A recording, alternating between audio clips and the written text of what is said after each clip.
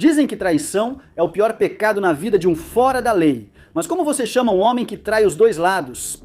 Dan Ling não era apenas um traidor, ele era uma arma forjada em sangue. Explodiu entre dois dos clubes de motoqueiros mais temidos da Dinamarca, Hells Angels e Banditos. Ele usou os dois coletes, matou por ambos, andou com ambos, depois destruiu os dois. Ele não era um estranho, ele era um deles, um atirador em Cristiânia, um irmão à mesa. E quando o exilaram, marcaram e caçaram, ele fez o impensável. Ele virou a casaca, depois virou de novo. Dan Ling é meio que um tipo diferente daquele dedo duro que só fala para salvar a própria pele. Ele é policial, então é um dedo duro um pouco mais sofisticado. Ou seja, ele começa a trabalhar e colaborar diretamente com a polícia. Esse é provavelmente o pior tipo de dedo duro que existe. É o dedo duro completo. Essa não é a história de um dedo duro. É a história de um homem que viu todo o jogo e escolheu expor tudo. Um homem que sobreviveu a um mundo que não perdoa e desapareceu antes que pudessem matá-lo. Cirurgias plásticas, arquivos lacrados, 2 mandados de morte, nenhum túmulo, só rumores. Esta é a história do informante mais devastador da história dos motoqueiros da Dinamarca. E se você está lendo isso, Dan Ling ainda está vencendo.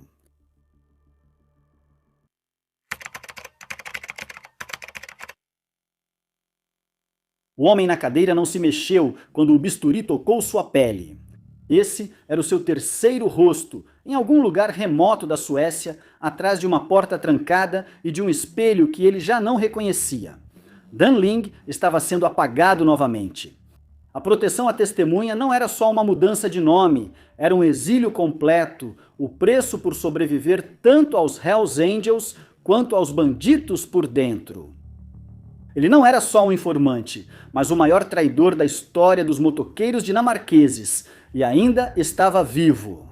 Dan Ling virou Hells Angel na primeira guerra de motoqueiros dinamarquesa, mas temia por sua vida. Após um conflito com um dos líderes dos Hells Angels da Dinamarca, ele procurou a polícia. Em vez de processá-lo por envolvimento em assassinato, armas e outras atividades criminosas graves, ele nunca foi acusado e se tornou o informante de motoqueiros mais valioso da história da polícia dinamarquesa. Como sobreviver quando ambos os lados da guerra querem sua morte? Como comer, dormir, respirar? Sabendo que todo homem com quem você já esteve cortaria sua garganta de graça, você não sobrevive, apenas desaparece. Mas mesmo escondido, o nome dele ecoava pelos corredores das prisões, nas transcrições dos tribunais e em sussurros ao telefone. Entre dois submundos em guerra, Dan Ling virou algo pior que um X9, um fantasma. Dan Ling é um dos muitos membros dos Hells Angels que foram expulsos e colocados em bad standing. E ele acaba fazendo o pedido de morte definitivo. Ele se torna informante da polícia e por isso vive escondido até hoje. Veja, Dan Ling não traiu só uma vez, ele traiu 2 vezes. Primeiro contra os Hells Angels, a mesma gangue que ele matou para entrar. Depois, quando os bandidos o receberam como uma arma, ele também os traiu, entregando-os para a polícia dinamarquesa. Como fichas de pôquer, uma batida de cada vez, foguetes, AKs, cocaína, o tipo de informação que faz governos pegarem fogo. Quer a sociedade queira admitir ou aceitar, tem que haver estabilidade no submundo. Alguém precisa liderar e os outros aceitar isso. Sabe, eles têm esse dilema moral, acham que vão acabar com essa organização e tudo vai desaparecer, o crime vai desaparecer, as drogas vão desaparecer. Não, isso vai desestabilizar tudo. Outra pessoa dirá, eu posso fazer isso, e outra dirá, posso fazer melhor que ele. Isso acaba gerando um conflito. Mas como isso começou? Como um homem dos subúrbios da Dinamarca, assassino aos 18 e membro dos Anjos aos 25, virou o criminoso mais protegido da Escandinávia, mas continuava sendo alvo de morte por antigos irmãos. Essa é a história, e ela começa muito antes dos tribunais e dos disfarces, muito antes de Dan Ling sentar de frente para detetives com os dedos manchados de tinta e conversas gravadas. Ela começa nos bares de Cristiânia, após um tiroteio que mudou a política dos clubes da noite para o dia.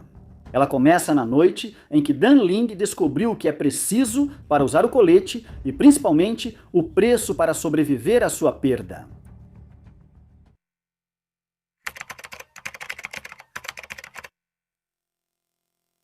Ei, irmãos, cansados das besteiras e da censura do YouTube? Está na hora de se libertar. Por isso fui para o Patreon, onde trago o conteúdo cru e sem censura que vocês desejam. Entre para minha galera no Patreon e ganhe muitos benefícios. Acesso antecipado a todos os vídeos, dias antes do YouTube, visualização sem anúncios, conteúdo sem censura, discussões livres na comunidade, o dobro de vídeos semanais, acesso Very Important Person, interação direta comigo no Scoop e atualizações exclusivas do mundo dos motociclistas que não encontrará em outro lugar. Pronto para entrar para a Elite? Clique no link do Patreon agora mesmo.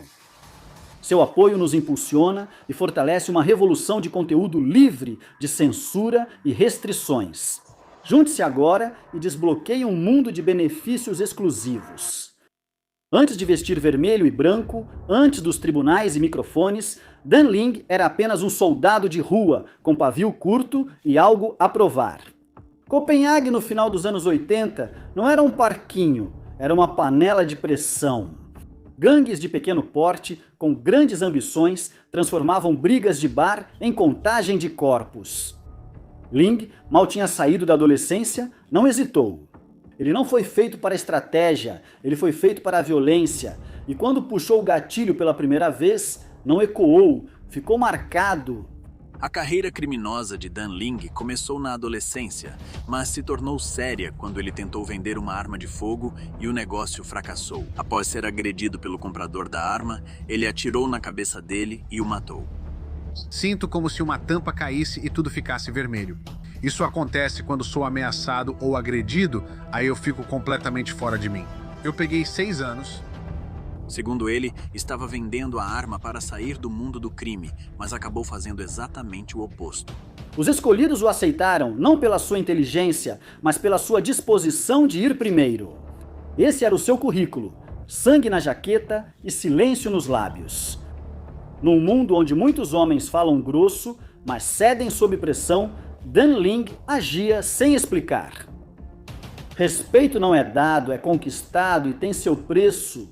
Ele veio numa noite gelada em Cristiânia, o distrito anarquista de Copenhague. Em dezembro, 3 membros ingressam no Nemoland. René Nodskov Lidvisten, o Ludwig. Ole Bondesen era conhecido como Ost. Dan Ling era chamado de Den Lille pelos colegas. Um bar lotado por uma festa de Natal, clima tenso. Decidimos realmente entrar e pegar uma?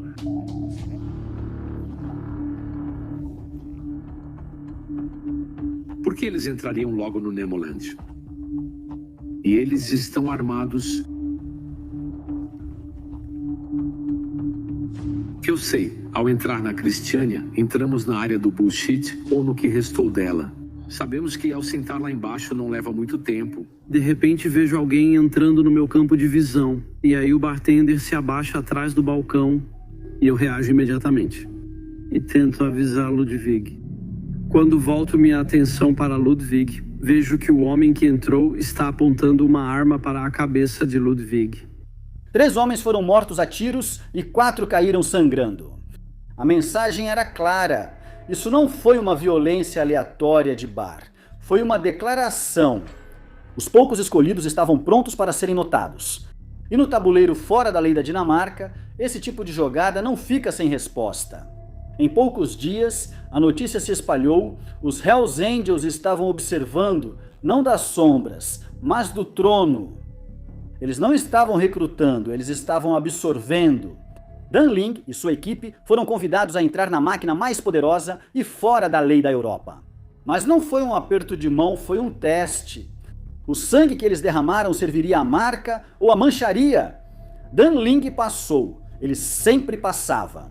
Ele entrou para os Hells Angels da Dinamarca, adentrando um mundo onde estrutura, hierarquia e códigos não ditos governavam tudo.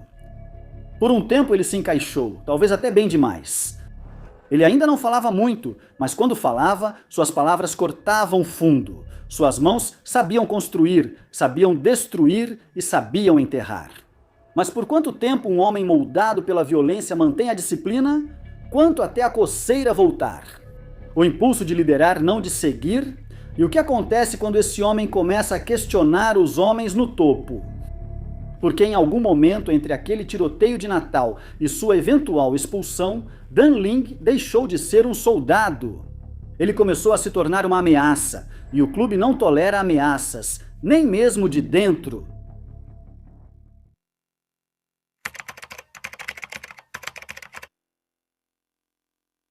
Por um tempo funcionou. Dan Ling fez o papel, leal, respeitado, sempre disposto a sujar as mãos. Nos Anjos do Inferno, na Dinamarca, ele não era só um soldado, mas agora um recurso. Sua reputação em Cristiânia lhe dava peso e seu olhar frio garantia que ninguém repetisse a mesma pergunta. Mas o poder no mundo fora da lei não vem do que você fez, vem do que você controla. E Link? Ele passou a exigir muito. Ele questionou os cortes nas drogas e desafiou decisões, resistindo quando veteranos usaram rotas em que não confiava. A maioria dos homens no clube sabia quando se calar, mas Dan Ling não era como eles. E quando ele começou a entrar em conflito com Jan Clark Jensen, um dos intocáveis, o destino dele já estava selado. No começo era sutil, ombros frios, convites ignorados, sussurros no clube. Isso parava quando ele entrava. Então começaram as armações. Uma armadilha aqui, um quase acidente ali. Antes da reunião, fui preso em Dragger com um revólver e 8 gramas de cocaína, por isso não apareci. Por quê? Porque ele ainda acreditava no brasão. Mas acreditar não protege quando o presidente quer te tirar. Disseram que ele não era confiável, que não dava para confiar nele, que era ganancioso demais, barulhento demais, independente demais. A portas fechadas, foi decidido que Dan Ling seria expulso em má situação, o pior destino para um homem como ele. Dan Ling foi rotulado como má situação, tendo que devolver o colete e outros símbolos de motociclista. Mas agora você também pode ser caçado livremente. De acordo com o jornal Extra Blooded, mais de 100 membros dos Hells Angels foram colocados em má situação na Dinamarca desde que o clube foi fundado em 1980. Disseram a ele que a decisão foi unânime, mas Dan Ling sabia que não era. Ele chegara perto demais da verdade errada. Ele tinha olhado demais por trás da cortina e agora os mesmos homens que o elogiavam em público queriam apagá-lo em silêncio. Mas o que acontece ao tentar apagar quem não vai sumir? O que você faz com alguém que sabe de tudo? Nomes, rotas, armas, corpos e pior. O que acontece quando ele sabe como falar? Porque Linga não simplesmente foi embora, ele entrou em algo maior, algo mais frio.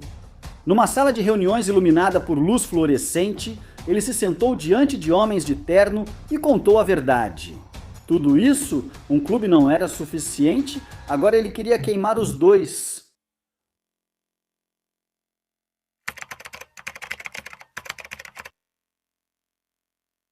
Existem regras no mundo fora da lei. Você não fala com policiais, não trai o brasão e nunca, jamais volta depois de ter sido expulso em má situação. Mas Dan Ling não seguia regras, não mais. Eles o exilaram, o marcaram, tentaram destruí-lo por dentro, e quando isso não funcionou, ele não se escondeu. Ele entrou em uma delegacia de polícia. O assédio durou 10 meses. Mas depois que Ling soube que os Hells Angels estavam procurando o irmão de um homem que em algum momento o havia escondido, ele chegou a um ponto de decisão. Então eu tive o suficiente. Fui à polícia sueca que me encaminhou para o grupo de motociclistas na Dinamarca. Planejei ser preso pela polícia para proteger minha família. Ele sabia de coisas, muitas coisas. Nomes, armas, movimentos, carregamentos. O tipo de coisa que não dava para pesquisar no Google, não dava para adivinhar. O tipo de segredo que só se aprende vivendo. E a polícia dinamarquesa, eles não hesitaram, eles não só o prenderam, eles o transformaram em uma arma. No começo, eram pequenas gravações em fita, conversas de vigilância captadas por microfones escondidos. Mas Ling não queria apenas vingança, ele queria influência. Quando surgiu uma oportunidade com os bandidos, ele entrou sorrateiro como fumaça. E assim, o homem que já vestiu o colete dos anjos do inferno estava de repente infiltrado no maior rival deles. Ling é recrutado rapidamente pelos bandidos, que conhecem seu passado e sua experiência com armas pesadas e explosivos. Porque não era segredo pra ninguém que eu estava puto da vida com o que aconteceu com a minha família. Vanitas sabia que eu já tinha experiência com armas. Infiltrado, impossível de rastrear e intocável, ou assim pensava, pois enquanto a guerra entre anjos e bandidos aumentava, foguetes eram lançados, aeroportos atingidos e corpos caíam em becos. Dan Ling estava sentado no olho do furacão, fornecendo informações para o Estado, registrando cada movimento, cada palavra, cada bala. Ling é autorizado a entrar no grupo. Ao mesmo tempo em que é um agente da polícia, ele se torna sargento de armas do bandido e responsável pela segurança do clube. Ele tem muito conhecimento sobre os anjos do inferno e agora também terá informações de primeira mão sobre os bandidos. A polícia chama seu informante favorito de Pássaro Dourado. Em certo momento, as autoridades chegaram a encontrar um lançador de granadas propelidas por foguete destinado a um ataque. Isso não foi um golpe de sorte, foi a voz de Dan Ling, guiando a mão que o apreendeu. Explica Tony exatamente quem é que deve fazer aquilo lá dentro e diz a ele que não há muito tempo. Eu conto a ele com quem eu tinha estado e fui muito cuidadoso ao dizer exatamente onde. Nos encontramos com membros e com quem já estive, além do que foi dito. Por quanto tempo um homem vive uma mentira com as paredes se fechando? Quanto tempo até um irmão perceber? Você faz muitas perguntas. Quanto tempo até que alguém sinta o cheiro do medo por baixo do couro? Ele sabia que o tempo estava passando, não podia ficar lá dentro para sempre. Mais cedo ou mais tarde, os bandidos iam descobrir, os anjos iam alcançar e a polícia, bem, eles nunca protegem para sempre. E quando a verdade finalmente veio à tona, tudo desmoronou. Os bandidos não só expulsaram ele, como espalharam que os anjos já queriam ele morto. Agora, os dois clubes estavam caçando ele. Ele deixou de ser um fora da lei para virar um alvo ambulante, com 2 sentenças de morte e um telefone do governo. Isso mais tarde se tornaria um grande problema tanto para a polícia, quanto para a polícia de segurança e para o ministro da Justiça, porque o que eles estão fazendo não é legal. E assim, Dan Ling desapareceu no vento, queimado pelas ruas, descartado pelo Estado e caçado por homens que nunca esqueceram seu rosto. Mas mesmo assim, ele ainda não tinha terminado.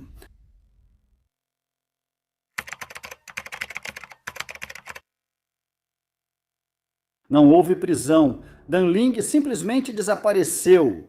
Um dia, ele estava em todos os lugares, infiltrado e envolvido, derrubando 2 dos clubes mais violentos do submundo dinamarquês. No dia seguinte, virou fantasma. Na Suécia, um cirurgião se lembrou de um homem com impressões digitais novas e cicatrizes antigas. Quieto, nervoso, pagava em dinheiro, fez cirurgia plástica não uma, mas 3 vezes. Mandíbula, nariz, olhos, uma reconstrução completa. Disseram que era uma transformação que nem o reconhecimento facial desfaria, típica de proteção a testemunhas. Como proteger um homem que ambos os lados de uma guerra querem morto? Os bandidos o chamavam de traidor, os anjos o chamavam de vírus e os policiais o chamavam de informante valioso. Hells Angels, eu preciso explicar depois. Nós agíamos um pouco como os Estados Unidos da América, sabe? Nós éramos autoritários. Nós éramos imperialistas, se é que posso dizer assim. E se as pessoas não seguiam exatamente o que queríamos. Depois vinha a punição, né? Esse abuso de poder leva Dan Ling à polícia. Isso também faz os Hells Angels iniciarem um dos capítulos mais violentos da história das gangues. Exatamente a brutal Grande Guerra Nórdica. Mas nas ruas, ele era algo pior. Ele era um morto-vivo, sua família sumiu, seus nomes foram selados, locais enterrados. A imprensa dinamarquesa estampou manchetes por anos. Onde está Dan Ling? Ele foi assassinado, foi transferido para outro país. ele era mesmo real? Porque a essa altura as histórias já tinham tomado conta. Ele era um aviso, uma lição, um modelo de como até o irmão mais durão pode ser desmontado por dentro. O governo enterrou os arquivos, os clubes enterraram seus mortos e Ling talvez esteja enterrado também, mas e se não estiver? E se ele ainda andar por ruas silenciosas, com outro nome e rosto, sem nunca ficar muito tempo em um lugar? E se ele ainda olhar 2 vezes no retrovisor, só para garantir que ninguém do velho mundo se lembre dos seus olhos? Porque homens como ele não têm desfecho, eles são esquecidos de propósito, e é isso que o torna perigoso.